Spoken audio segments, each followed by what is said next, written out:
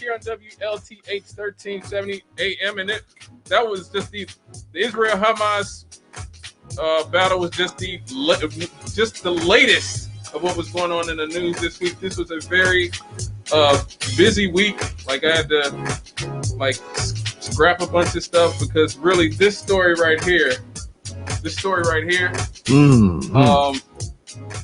the AP has obtained the video of a deadly arrest of a black man in Louisiana.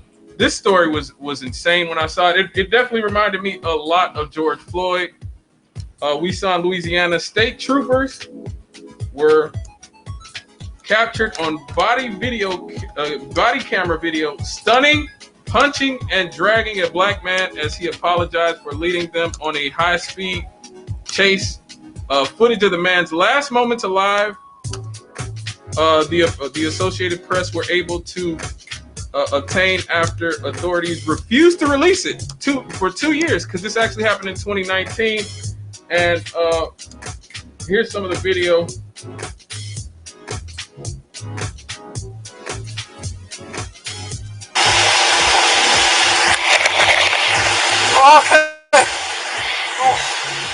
Oh, Lord Jesus. Oh, Lord. Oh. All right, sir. Don't you turn over. All right. Don't you turn over. You lay on your belly. Lay on your belly. Yes, sir. What he doesn't do is probably more revealing than what he does, and that is he never checks on the well-being of Mr. Greene. I was going to see him up, but I didn't want him spitting blood all over us. There was this lethargic, laid-back demeanor. They captured their quarry.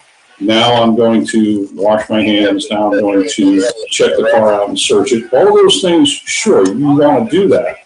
But you really want to secure Mr. Greene, get him in a patrol car, get him sitting up, and then inquire about EMS and their ETA to get there. That I didn't see at all. I'm sorry. I'm sorry. But I got to get to it. Took 3 of them to take him down. So you need to consider that. Sure, you want handcuffs? Well, Get another handcuff. Hey, put a handcuff on them and cuff them to the stretcher before you pop one.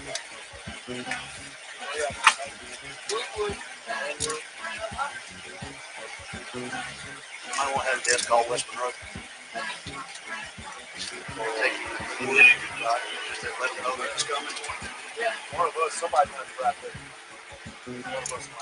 Stonewalling is literally the Achilles heel of law enforcement. And the only reason I could even conjecture that this information would not be provided to the medical examiner's office is because they didn't want him to see it.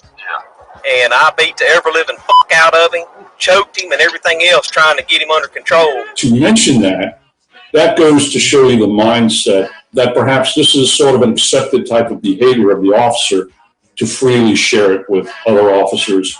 And then all of a sudden, he just went limp. Yeah, I thought he was dead.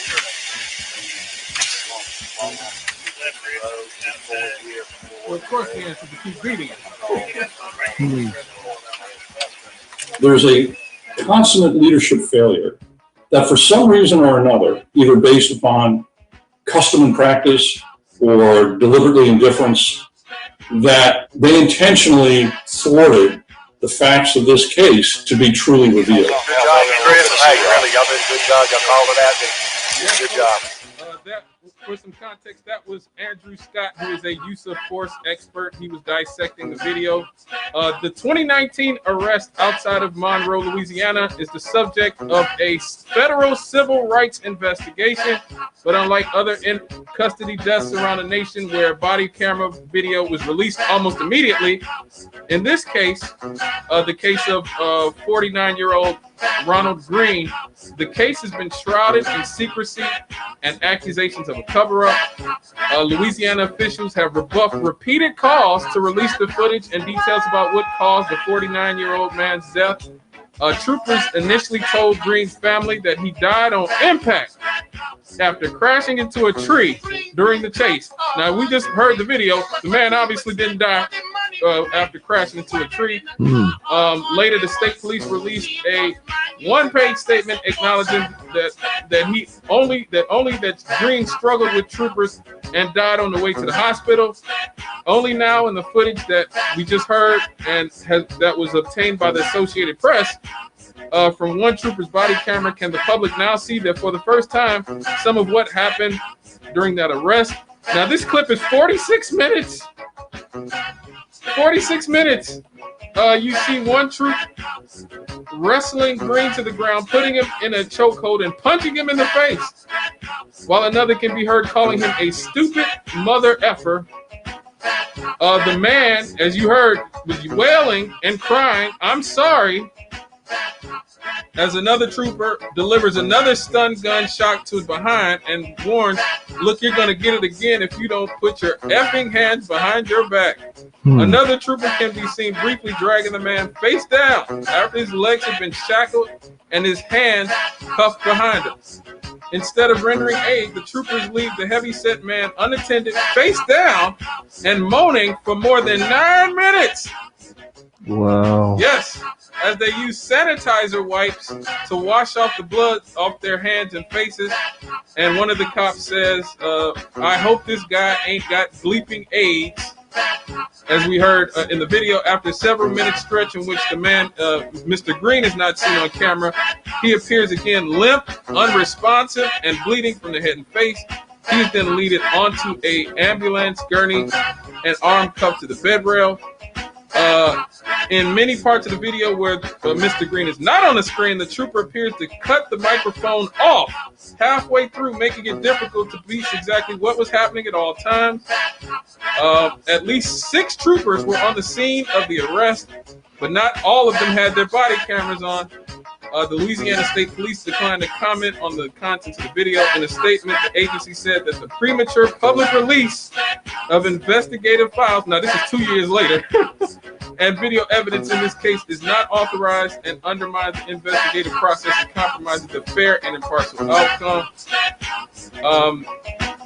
Initially, they had argued that the troopers' use of force was justified, awful but lawful, but now they have not commented again after the release. Wow, this was brutal to watch, Rev. It really was. Yeah. I heard the man, he was crying even worse than George Floyd was. You know, he was, "Oh my God, I'm sorry, please." And you know what? Yeah. Now we've got, of course, 2 stories. Yes, and we're gonna Police do another one issues. after this. On this one, there's no way you can say that these cops were afraid of anything.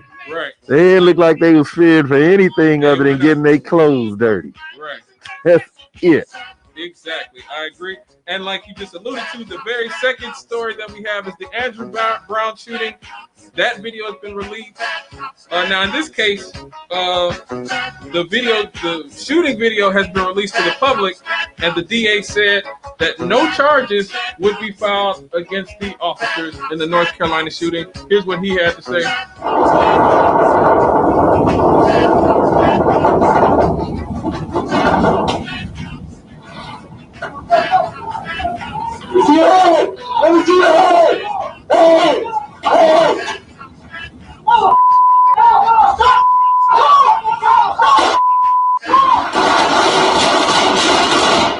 On Wednesday, April 21st, 2021, Andrew Brown Jr. of Elizabeth City, North Carolina, was shot and killed by 3 deputies with the Pasquotank County Sheriff's Office. This incident occurred at the residence of Mr. Brown, located at 421 Perry Street in Elizabeth City, North Carolina. After reviewing the investigation conducted by the North Carolina State Bureau of Investigation, Mr. Brown's death, while tragic, was justified because Mr. Brown's actions caused 3 deputies with the Pasquotank County Sheriff's Office to reasonably believe it was necessary to use deadly force to protect themselves and others.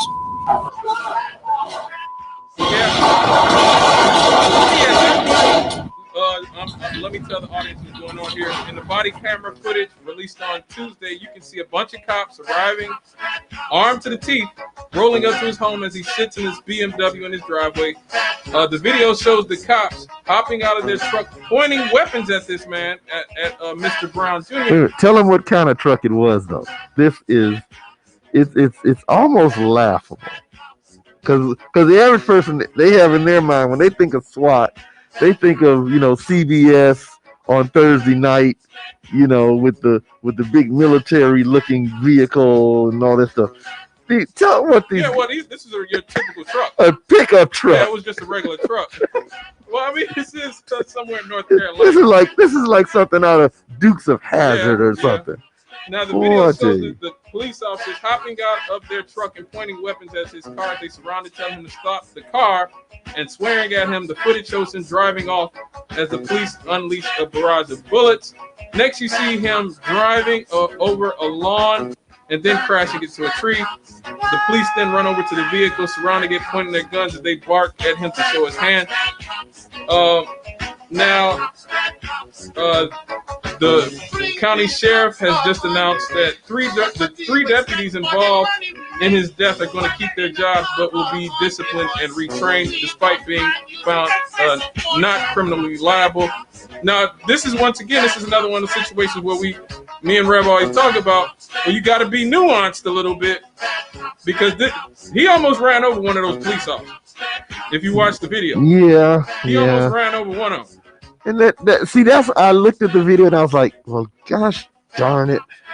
On the one hand, here's the first thing. They see the guy in the car. Right. All right. Apparently, the only way that car can escape is it's got to back up and then, you know, maneuver. But here's the one thing they didn't do. They didn't block the vehicle. And I'm not talking about with a bunch of guys standing around it, because a guy standing in front of a car is just a target. All right, that's just asking for escalation. They didn't take that truck and put it in front of his car, so he couldn't move. Right. If the issue was they were there to arrest him and he's sitting in a car, they didn't stop to say, okay, how do we deal with this guy in a car? They just jumped out like it was Dukes of Hazzard. I mean, it's Keystone Cop area, except they've got guns with bullets, and they had a penchant they had what they saw as an opportunity to use what they had. I mean, like I said, I agree. This is one of those situations where I'm not about to stake my reputation on this case as a black person. If I'm a civil rights leader, I'm going to say this is a tragic situation, and, you know, maybe y'all can get some money out of the cops or something. I don't know. Maybe you get a civil judgment. But this ain't George Floyd.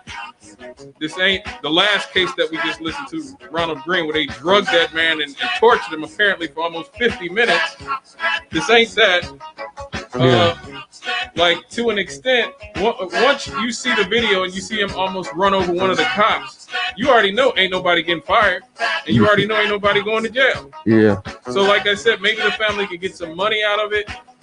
But this is a type of situation where I hope that we, particularly black people and the people who have been designated by the establishment as black leaders, don't stake their reputations on this, because once again, the media, the corporate media, the right wing especially, will look for any opportunity to label the black community as being lawless and just having hostility for rules in general. They'll just say, you know, the black community does not respect any law enforcement and don't want any type of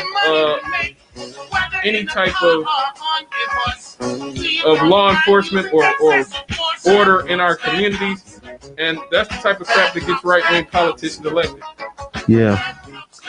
You know, gosh. And at the same time, you know, there's just some things, there's a right way to do things, there's a wrong way to do things. If nothing else, and unlike the first one you played, this happened recently. Yeah. This happened recently. So at some point, I know that these cops, they look at the news just like everybody else. They look at social media just like everybody else. Yep. You know, they knew who they were going after. They knew that there were ways that this could go bad, and they knew that there were ways that this could be handled so that it's no big deal. And it's like they, at every step, they chose the things that would make this go. I'm looking at guys jumping out the back of the pickup truck. One of them's got his cap on, hat to the back. Yeah, I saw that. I thought it looked like he had on shorts, as a matter of fact. I wasn't sure. But the first guy that jumped out looked like he had on some shorts. Yeah. And they jump out screaming and hollering and cussing and everything. And so, you know, the guy doesn't curl up in a ball in terror. I guess they were trying to, you know, shock and awe him or something. And he's sitting in his car. He goes, "Oh no, I can shoot. They're out of the car. I can make this." But it's also clear to me, at least, that he wasn't trying to run anybody over. Oh no, he if he was trying to kill that cop, he would have. Yeah. Like, cause he goes right in front of the cop and swerves. Yeah. He barely misses the cop, but he does miss. So if he wanted to kill and run over that guy, he would have done it. So it is obvious he's trying to get away. Yeah. So, and get away in such a way that nobody gets hurt, at least theoretically. Now, I don't know if he thought they was just going to jump back in their pickup truck and chase him. Maybe he did. But you got to know better than that as a black person by now. They done already jumped out the back of their pickup truck with their guns aimed, pointed at you. Right. You can bet your bottom dollar they want to see what it feels like to squeeze that trigger. Yeah. You have to assume that. I'm sorry. You know. I absolutely agree. Forget about what happens in situations like that. Don't wrestle in your mind with what happens to other people. Don't ask yourself, why shouldn't you get treated like other people?